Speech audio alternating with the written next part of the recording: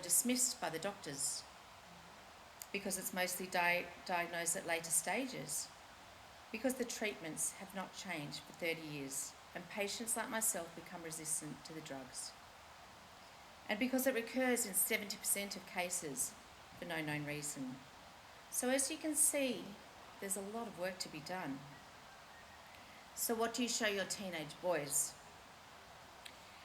My 16-year-old son, Jack, showed me what to do. He called OCA on his own and bought a fundraising kit. He sold ribbons and bracelets and bands to the students and teachers at his all-boys school. He was not afraid that this was a taboo cancer. He also sold them to his sister's school and raised awareness and $6,000 for OCA. He showed us how to harness our fear for good. So since then, we want to show you that we will harness this fear and make noise and ask people, why hasn't there been change?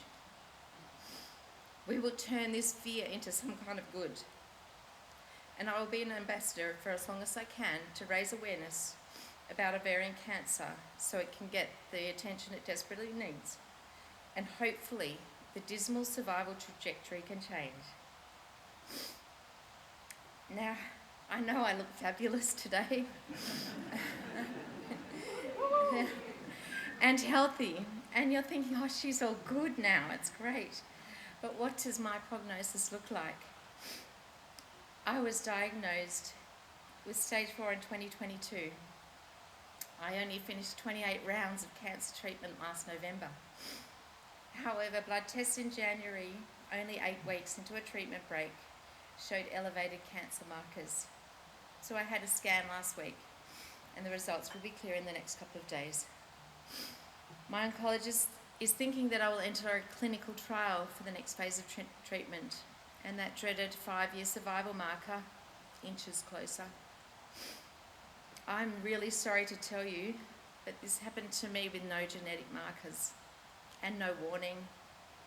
So you should be afraid, because this can happen to you, your mother, your sister, your daughter, your wife or your friend.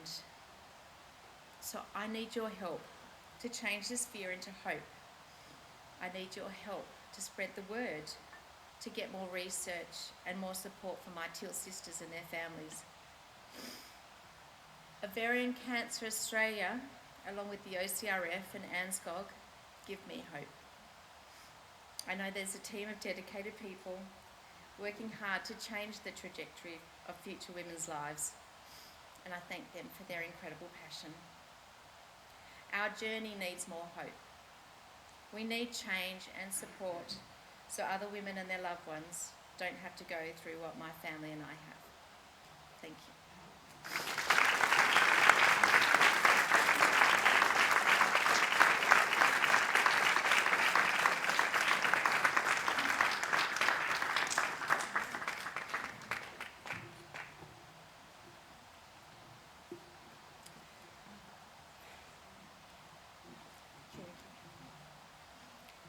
Thank you for sharing your very personal and raw story with us all here today. Thank you too to your boys, your family, for all you're doing to shout about and shine a light on ovarian cancer. I know you speak of fear, and thanks to your brilliant address today, we all feel that is real for you. I also see resilience and courage on a scale that is hard to define. Your words are powerful, we hear you, and thank you. Thank you, Juliet, for your earlier introduction. I would also like to acknowledge the traditional custodians of the lands on which we meet here today, the Ngunnawal people. I pay my respects to elders past and present and extend this to all who join us here today and in our communities always. This is the 11th Teal Parliamentary Breakfast, and as the leading voice for ovarian cancer, Ovarian Cancer Australia is proud to stand here today alongside members of our community impacted by ovarian cancer, their loved ones, our national leaders, our sector collaborators, our valued partners, Terry White Chemmart, Winston, Hair House and Black Pepper. I'm delighted that we gather here each year to challenge the silence around ovarian cancer, and I'm sad that we have to. Today is all about raising the voices of women across the country who have known the fear Georgie spoke of. It's for the countless women whose stories echo hers, and for those who never had the opportunity to share theirs. Every day, 5 women are diagnosed with ovarian cancer, and that's 5,000 more women in the short while since Georgie received her diagnosis. But it's always more than a woman receiving the diagnosis. It's the family, her parents, her brothers and sisters, her children, her friends. We elevate the voices of those with lived experience not just because their stories are powerful, but because we know these voices are the catalyst for change. Uniting our community of women on this platform today to be heard by the policymakers and the health leaders shaping the future of this country doesn't just add to the conversation of policy reform, it brings them into the heart of the discussion. This is a shared human experience. Thank you for hearing the women of Australia through Georgie today. And to be clear, their stories are not calls for compassion. They are urgent demands for action. And we must answer their call and demand the energy and commit the time and make the investment, and we cannot afford to wait. Every day, 3 Australian lives are ended too early because of this disease. This year alone, 210 women have received the words no woman wants to hear, and already 126 have lost their lives, and it's only the second sitting week of the year. Together, we must do more. As we finalise Ovarian Cancer Australia's new strategic plan, our vision is clear. It is for a future free from ovarian cancer, free from the risk, free from the impact, free from the heartbreak, free from the silence, free from the devastating loss it brings to community and their families, and free from the fear. And until that day, Ovarian Cancer Australia will stand for and walk with women and all impacted by ovarian cancer. We will ensure no one walks alone. The National Women's Health Strategy focuses on improving health outcomes for Australian women through equity, consumer-driven care, targeted interventions for priority populations and many more initiatives. The Australian Cancer Plan outlines national priorities to achieve world-class cancer outcomes and experiences for all Australians. And Ovarian Cancer Australia is proud to be collaborating with Cancer Australia through a partnership agreement to help deliver on this plan. At the heart of both of these strategies and Ovarian Cancer Australia's mission is equity. Equity in investment, voice, treatment options, access and outcomes. Equity in care. And equity is not a distant goal. It is actually within our reach. But change takes time. And until then, Ovarian Cancer Australia continues to deliver the vital care and support for women and families facing ovarian cancer today. We do this through our TEAL support program that includes specialist psychosocial support and the government-funded TEAL nursing program. Our team specialises in gynecological oncology and has expertise in ovarian cancer care.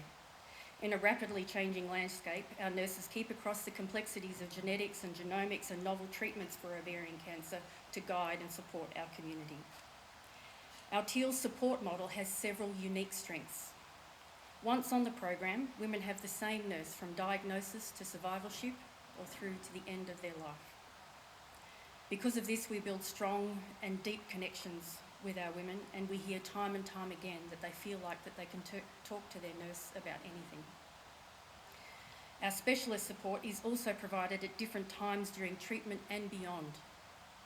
This not only allows women to reach out as needed, but also sees our nurses checking in when we know from experience that the wheels can silently fall off. These therapeutic relationships also enable the nurses to tailor the support specific to the needs of the individual, such as utilising an interpreter service to provide ongoing cancer care to a woman in regional Australia for almost 3 years. Changing appointments because some women can't speak with us about certain issues, while others are around due to cultural beliefs. Providing advice and support to women with ovaries, for people with ovaries for whom treatment in a women's hospital only adds to the stress of their diagnosis. supporting older women from rural Australia who live alone, have never married and have no family. They sometimes share with us we are the only voice they hear all week. And even for those women who have support around them, they feel like they can talk to their nurse about the challenges like fear of death that they simply can't share with their closest loved ones. This is an incredibly lonely disease. We also recognise that a diagnosis comes amidst the complexities of life. Like one woman on our program who just a week before receiving her diagnosis lost her husband of 35 years. Or a single mother we're supporting who has had to withdraw from treatment is now in palliative care. Her greatest concern is not herself, but who will care for her child with disabilities when she's gone. Our pilot case management program that commenced back in 2019 has evolved into a successful telehealth model that supports anyone, anywhere in Australia and at any time of their ovarian cancer experience. This is person-centred care at its best.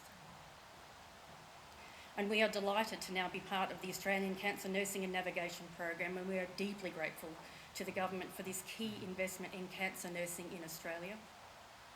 This is an exciting milestone for our teal support program that could not have been reached without bipartisan support.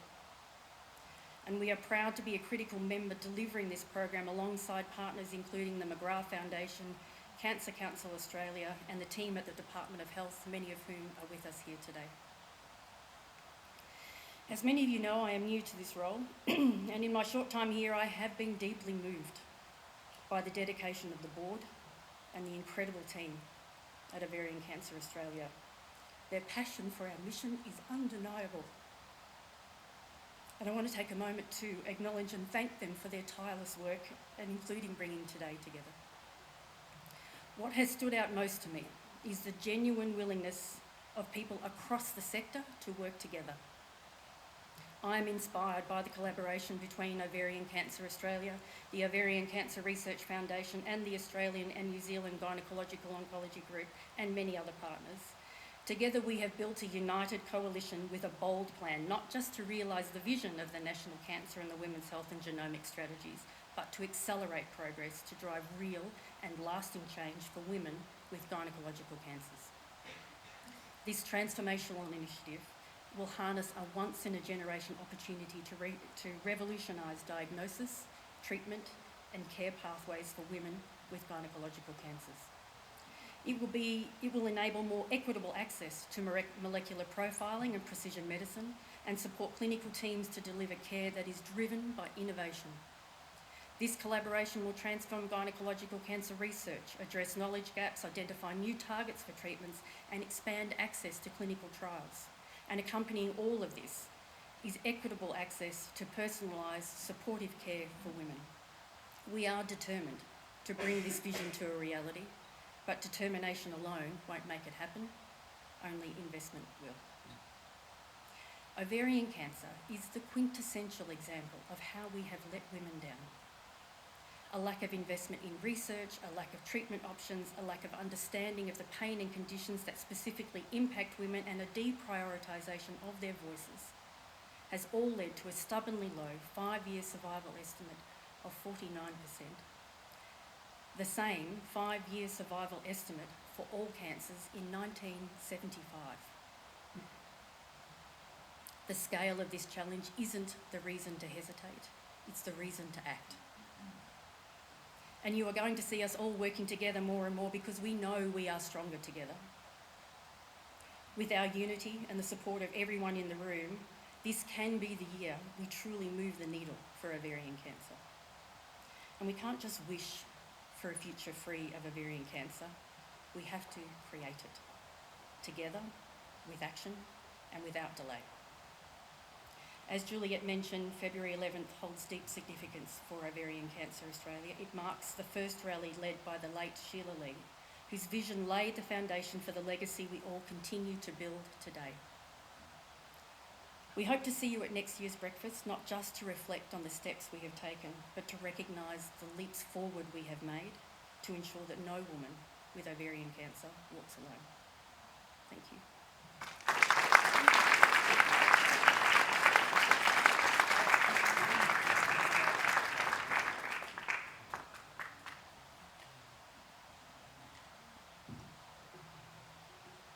hard to keep your tissues dry, isn't it? It was amazing. Thank you, Georgie, so much for that, and also Debbie. That was very inspiring. So we're grateful to both of you for your support of us and your leadership of Ovarian Cancer Australia. I now welcome the Assistant Minister, Health Minister, the Honourable Jed Carney, to speak. Thank you.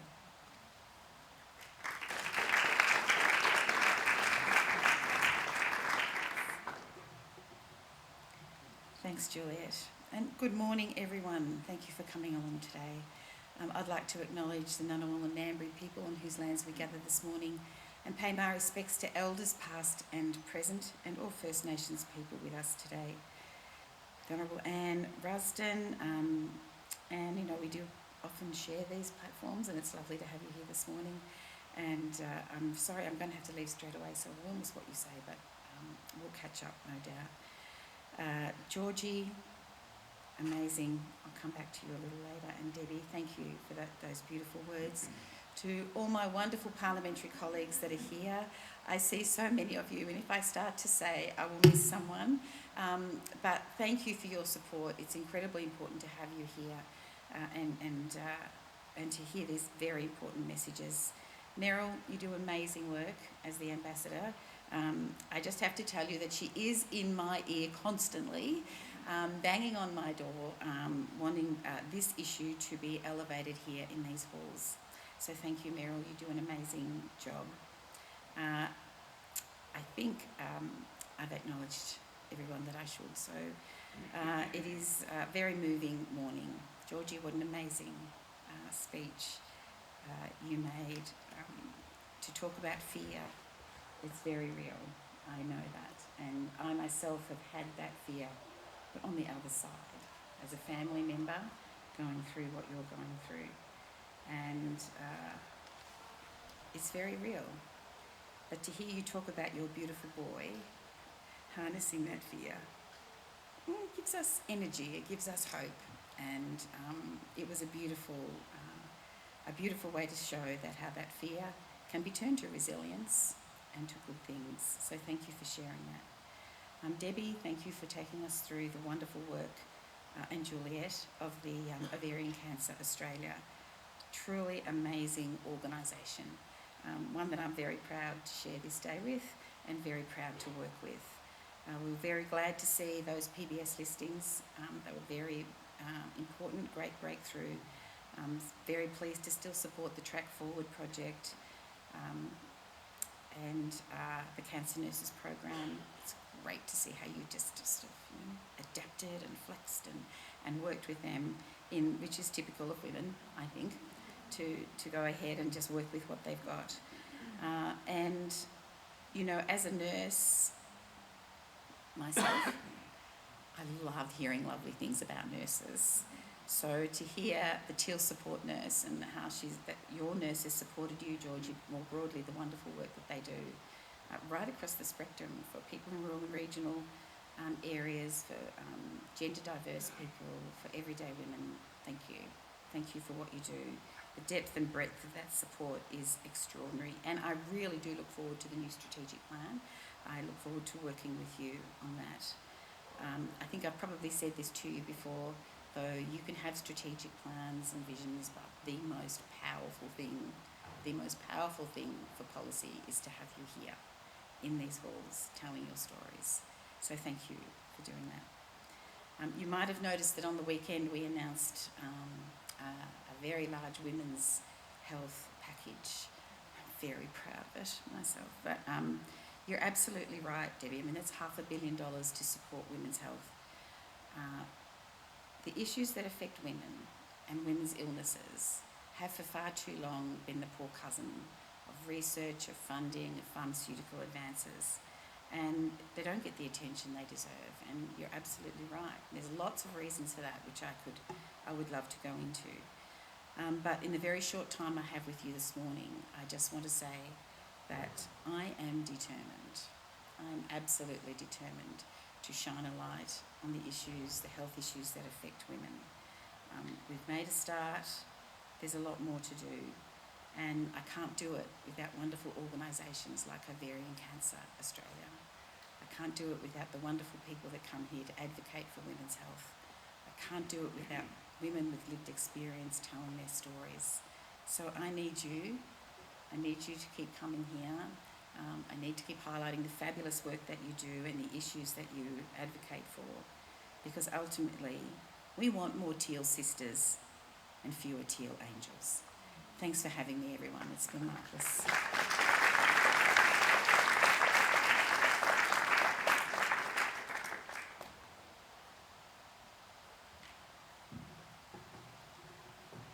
As this morning goes on, I'm feeling more and more encouraged. I'm feeling more and more lighter. I don't know if you are too. And to hear your wonderful words, your support for equity, calling that out when I think about global politics at the moment and issues elsewhere in equity. It's so heartening to hear that Australia still uses the word equity and it means something. And for your personal commitment as well. Taking the time to be here this morning is very important, but we also hear, and I hear, that it's not just this morning, it's behind the scenes, and that's actually what's more important than anything. So thank you, Assistant Minister Jed Kearney, for your advocacy and support for women's health and ovarian cancer Australia in particular. I now welcome to the stage Senator the Honourable Anne Ruston, Shadow Minister and Ovarian Cancer Parliamentary Advisor. Welcome.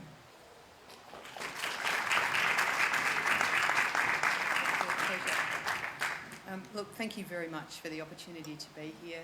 I think this is probably my fourth breakfast, and it never ever ceases to amaze me how the voice of somebody with lived experience just changes the way you think about something. So to you, Georgie, you have no idea how impactful what you just did is on every single person in this room, and I most particularly speak about my colleagues that are in here. You know, you can read a million briefing notes, you can read a million stories. You know, you can see things at a distance, but nothing makes up for actually hearing your story. And, you know, as a mother of a son, who I would hope would do the same thing as your beautiful boy did for you, I think that's the kind of thing that just moves everybody to understand that we must do more, and we will do more. And on that note, can I acknowledge Jed, even though she's had to rush off. You know, in this place we have so many things that we can fight over, and you can be assured that we do. But when you turn up to an event like this, you actually realise that there's some things that are above fighting over. And can I lend my collective voice to some of the things that Jed talked about this morning? On the weekend, when the announcement of the women's health package came out, it was a great package. It was a really good package, and we will match it, because the women of Australia don't need us fighting over their health. They need us united over their health, and I'm absolutely determined, as the alternative health minister, that I will absolutely stand side by side with anybody who makes the good decision that's going to deliver really good outcomes for Australian women. To Debbie and Juliet, can I just say, Debbie, you might have been here very long, but boy, you've made an impact since you've got here. You know, the passion with which you just spoke tells us that you have, that Ovarian Cancer Australia has definitely got the right person as their CEO, and we look very much forward to working with you over the coming years to make sure that we actually change the dial when it comes to this particular issue. Can I also acknowledge Meryl and Sarah Hanson-Young, who along with me, and I'm very proud to be an ovarian cancer ambassador in this place.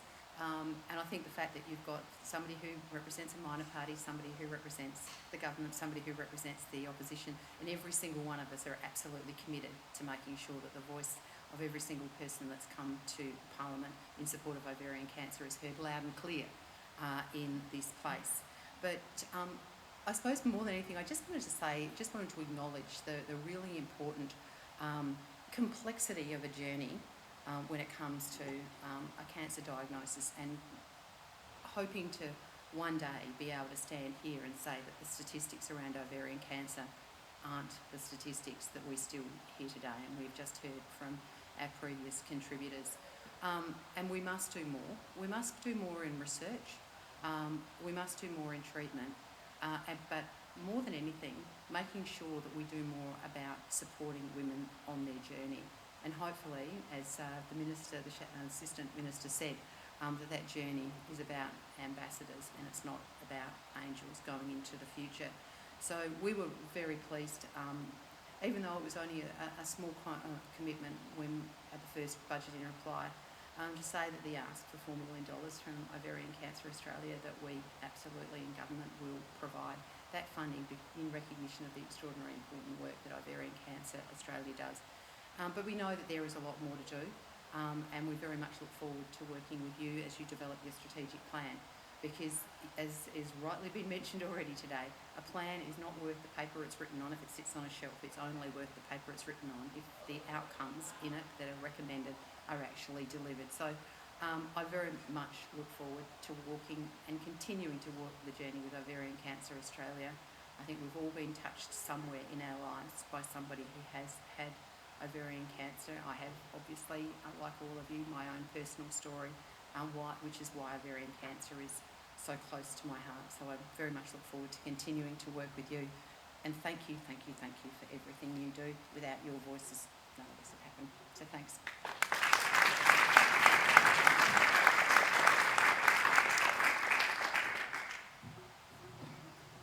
Thank you so much, Senator Ruston, for your support and commitment, and it's wonderful to hear that if you were in government then you would match the women's healthcare package, and also that you maintain your financial support for Ovarian Cancer Australia. So thank you, and also thank you at a personal level that you're here today. And I'd also like to acknowledge Mel McCluskey, who's on our board here and has been on our board for a while, and manages finance and risk as the chair of finance and risk, and we need that management like every good organisation. So on behalf of Ovarian Cancer Australia and the ovarian cancer community, thank you for being here again. Thank you for your continued support. Today we stand united, turning the fear that you talked about, Georgie, that comes with a diagnosis into hope. And you also spoke about hope, and Debbie, you spoke about action. And that's what we're here to do today, to talk about action and what we can do to make a difference. So thank you to all of you who are here for standing up for women with ovarian cancer, and in particular supporting Ovarian Cancer Australia. We're very grateful that you would take the time out of your busy diaries to be with us here today. Thank you all for attending, and I hope you please stay and enjoy each other's company, as well as a few croissants that are left over. Thank you.